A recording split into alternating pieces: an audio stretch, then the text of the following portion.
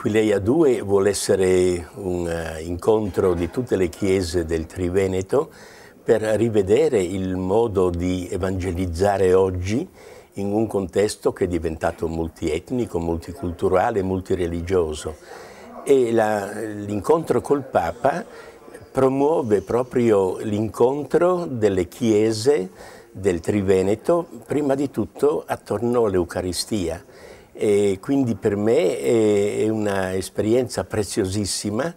per avviare per continuare, per intensificare quella collaborazione fra le chiese del Triveneto che è stata già avviata con Aquileia 1 20 anni fa.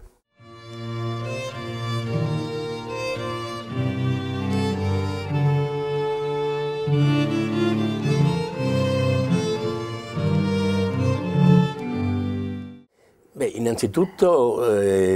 continuando il lavoro che è stato già avviato di raccontarci le cose belle che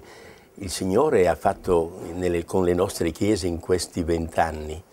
e in secondo luogo cercando di fare un discernimento comunitario per scoprire quali sono le sfide, le provocazioni, le esigenze,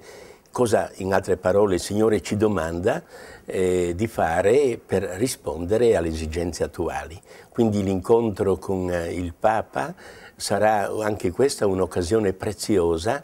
per promuovere nelle chiese del Triveneto questo discernimento comunitario.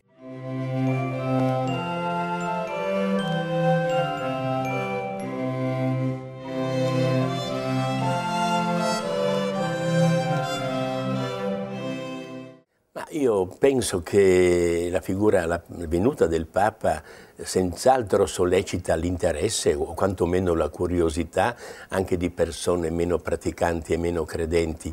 ma io mi auguro soprattutto che la sua visita promuova un rapporto, un dialogo, una collaborazione non soltanto fra le 15 diocesi del Triveneto, ma fra le 3 regioni che devono sapere collaborare sia in ordine alla fede, ma anche in ordine alla soluzione di problemi sociali, economici, culturali di fronte ai quali oggi ci troviamo.